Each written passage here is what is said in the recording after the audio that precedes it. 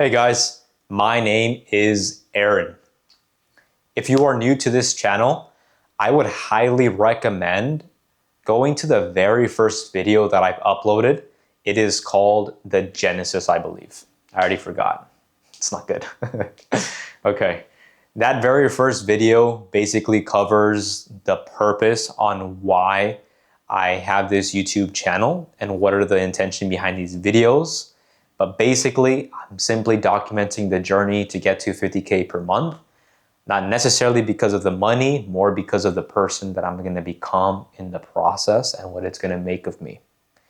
So today, I simply want to talk about a subject that I wasn't planning on talking about. I was thinking about sharing something else, empathy, but I'll share that on another video. I figured this one was going to be a lot more important since it's something that I've been focusing a lot this week. And it has made a very big impact on the answers the prospect has been giving to me. I'm saying the same thing. I haven't really been changing up a lot of my language that I'm using on the calls, but the how I'm saying it and how I'm delivering the questions, my frames, it has made such a big impact. So I read a book on this the other day, and when it said this, I paused for a second and I said, wow, how did I forget about this? Sometimes we need to be remembered more than we need to be taught. I forgot who said that. I'm forgetting a lot of things now already, okay? So basically, when you are communicating and there's two humans in contact and they're about to communicate, the brain interprets the voice qualities before the words are being received on the other person's side. So your brain is going to interpret the tone at which you say it and the body language, of course. It comes down to three things: body language, the tone, and the words that you say. Body language is going to be such a significant factor. The second thing is going to be your tonality. The third is going to be your words.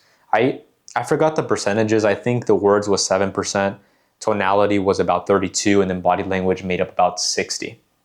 So very, very important to keep in mind. If you want to be a very effective communicator, you need to start by addressing the nonverbal cues first, and then you can address what you want to say. But what I'm going to be talking about today is the tonality. When I started in the journey about a year ago, 18 months ago, in the very beginning, I was taught 5 different tonalities.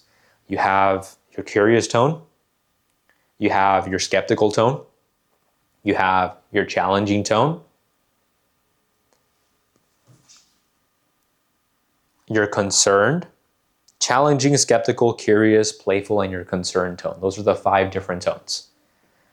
And I've always been a little bit confused on how to arrive at these certain tones. And then I was thinking about this the other day, and I was just writing little mental models on paper, and then I figured it's a lot easier to represent it that way rather than trying to tell someone be curious. It's like, okay, great. Be challenging, great. Sound confident. What does that mean? Right? It's really, really difficult. So I think by understanding these mental graphs, it would have made my journey a lot easier. So I'm just going to share it here today. So the very first one is going to signify, let's just say this little line is going to be the words that are being communicated. And these 2 lines are going to represent an inflection and a deflection at the end of your sentences. And then we have your deflection at the end.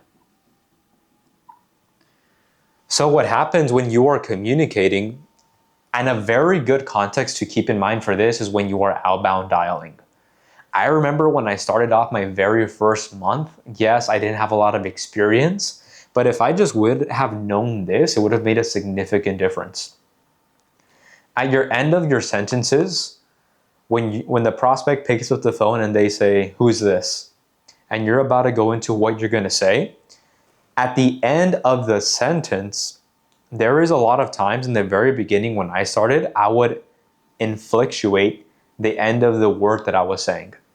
And that promotes a lot of uncertainty in the other person's mind.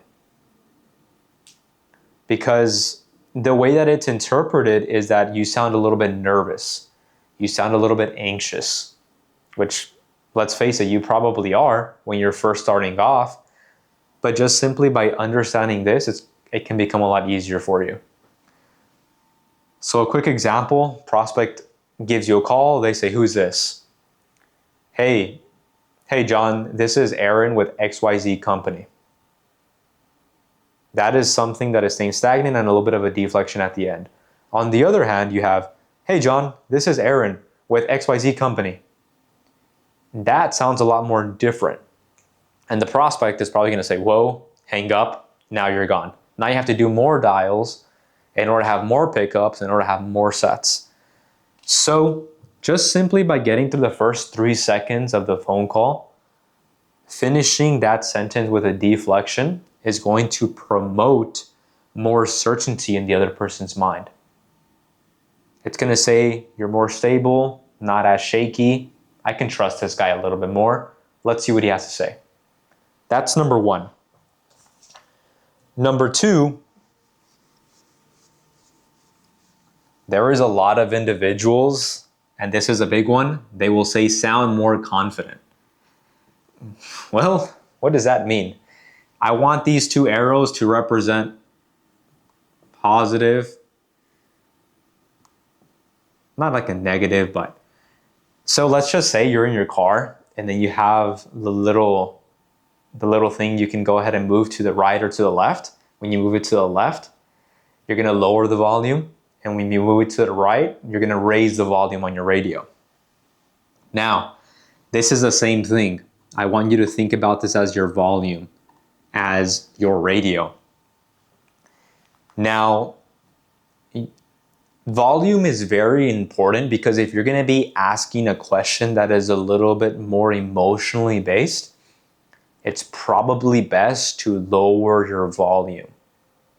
Not speak as you want to change the frequency at which you're talking. Because when you lower your volume, the prospect is going to interpret it as, wow, let me pay attention. And let me really digest what he's about to say. And your prospect is going to give you a way better answer. So when you can be asking emotionally based questions, it's very important. And on the other hand is when you're raising your volume, I really don't raise my volume a lot during the conversation unless the prospect is presenting a really strong frame. Then I will go ahead and meet them where they're at. If they come in really intense, I will go ahead and meet them where they're at, and then I'm going to bring them down towards my baseline. A lot of New Yorkers love to enter the conversation and they want to be speaking really, really fast. They want to be speaking really, really fast. And chances are, I'll go ahead and meet them there. However, as the conversation progresses, I'm going to bring them back towards my state. Because if I'm operating under their frequency, chances are I'm going to be molding to their frame. I'm going to meet them where they're at, and then I'm going to bring them down to my baseline. And that's the way I like to think about it. Volume, very important. You can gain a lot more quality insights from a prospect's answer. When you're asking a very good question, you lower your tone, you ask it, and you can gain a lot more back from the prospect. That is volume. And I think I mentioned confidence a little bit earlier before I was going to talk about it. A lot of individuals say sound more confident. Great. What does that mean? Well, chances are the reason they say that is because when you are communicating, sometimes you have like an inflection between your words. So you'll start operating up and down, up and down, up and down, and it's not really stable. Individuals who are certain, they usually end off their sentences with a deflection. And if they're going to have a higher volume tonality, they're going to keep it there. And if they have a lower volume tonality, they're going to keep it there. But they're going to keep it consistent, sharp, and they're going to be composed with their baseline. And that right there is where confidence and certainty comes from. You can say the exact same things, but if you change the volume and your inflection and your deflection, that's going to be a massive difference for you in the very beginning. I believe this is going to be the last one. No, this one's going to be the last one. So another one that is really important is what is called pacing. So marathon runners, when they are preparing to go and run a marathon, they usually pace themselves on their watch.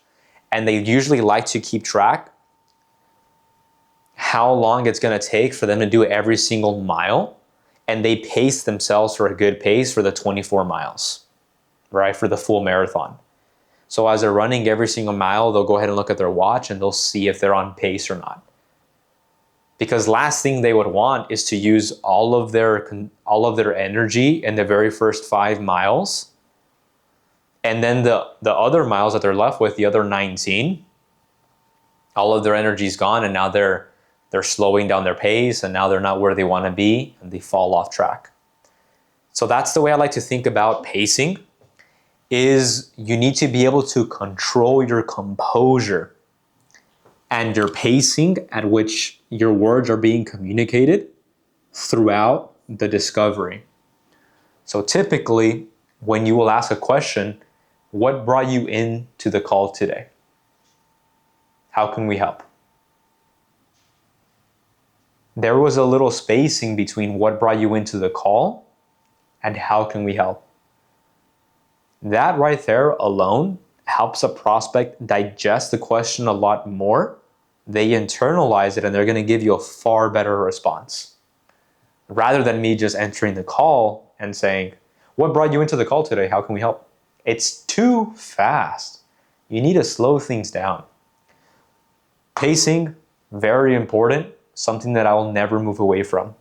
It's a little bit of a pause, it's a little bit of a break in between. So I like to think about the questions that I'm going to be asking as my pace that I'm going to be having for the mile, right? Some individuals run a little bit more faster. They can probably run a mile in the marathon at a pace of probably, let's just say 10 minutes. Others individuals can probably keep a pace of 8 minutes. Other individuals can probably do 7 minutes, right? And that's the way I like to think about the questions that I'm asking. It's like, okay, if the entire conversation that I'm having is a marathon, then every single question I need to understand how I'm going to pace it. So at the end of the call, we're arriving at confidence, we're arriving at clarity, and the person can trust me. Pacing, very important. The other one that I had, which I wasn't going to say, but now I'm just going to say it since I've already brought it up for you guys, is the silence.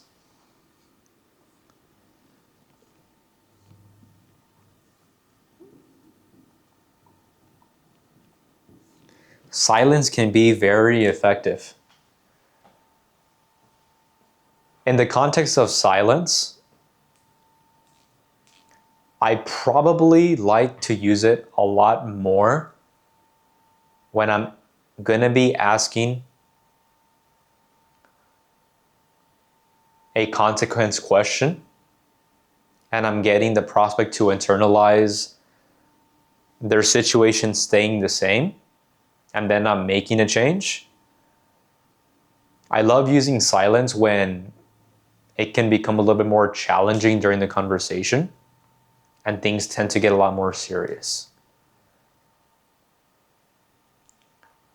Especially in objection handling, I will significantly use a lot of silence. So those are the contexts that come really top of mind for me when I'm doing, when I'm getting the prospect to realize the consequences of them staying the same. That's number one. But number two is also in objection handling. Because when you're objection handling the prospect state, cortisol rises really, really high. And my job is to stay completely composed. Because if the prospect's cortisol levels go high, they're really nervous. And if I'm nervous, two nervous people, terrible situation. On the other hand, you have a nervous person, you yourself are in a calm, controlled state. Silence is a massive weapon you can utilize during that stage. So that's pretty much it for the video today. And hope it was helpful.